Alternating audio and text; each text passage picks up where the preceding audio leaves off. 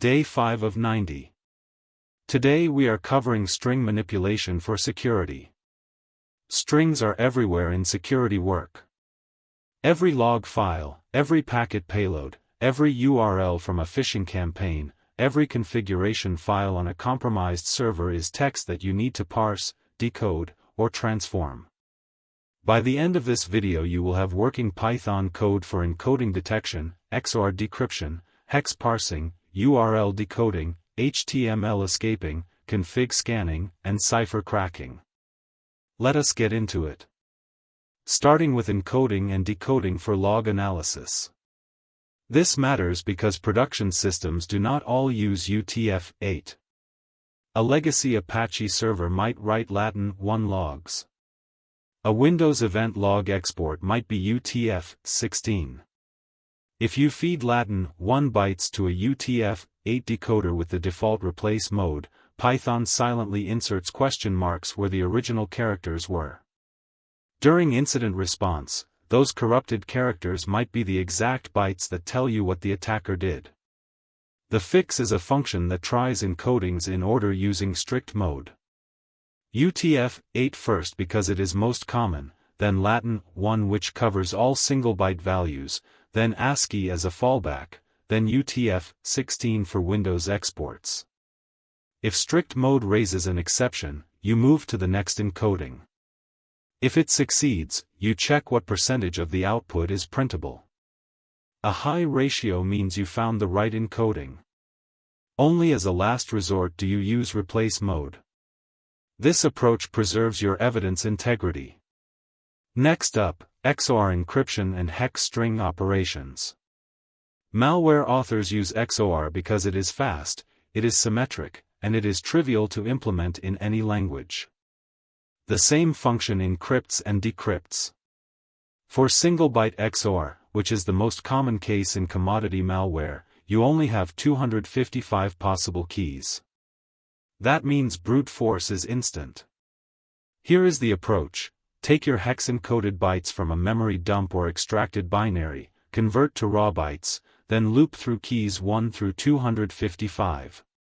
For each key, XOR every byte, try to decode the result as ASCII with strict mode, and if it works, count the printable characters. If the printable ratio is above your threshold, that key is a candidate. You can do this in under 10 lines of Python. I have used this exact technique to pull C2 server addresses out of malware samples during live incidents. The hex parsing function handles the different formats you will see: space separated, \x prefixed, 0x prefixed with commas. Strip all the formatting, pass to bytes. From hex, and you have raw bytes ready for XOR decryption. URL encoding and HTML entity handling for web security. Attackers use encoding layers to bypass web application firewalls and input filters. A path traversal attempt like .. etc. password becomes %encoded. But the attacker might %encode the % signs themselves, creating double encoding. Some will triple encode. Your decoder needs to handle this with a loop, decode, compare to the previous result, if they differ then decode again, repeat until stable. For HTML entities, you are on the output side. When your security tool generates HTML reports that include attacker-supplied strings, you must escape angle brackets, quotes, and ampersands. Otherwise you have created a stored XSS vulnerability in your own reporting tool. Python's HTML.escape handles this, but you want quote equals true to also escape single and double quotes inside attribute values. Building on URL decoding, you can write a query parameter analyzer that decodes each parameter value through multiple layers and checks against a list of suspicious patterns, script tags, path traversals, SQL injection fragments like union select or 1 equals 1. Config file parsing and protocol payload construction. During a security audit, you frequently need to scan configuration files for hard-coded credentials. Python's config parser handles ANI-style files. Write a scanner that iterates every section and key, checks if the key name contains words like password, secret, token, or API_key, and flags matches. For protocol work, string formatting lets you construct raw HTTP requests.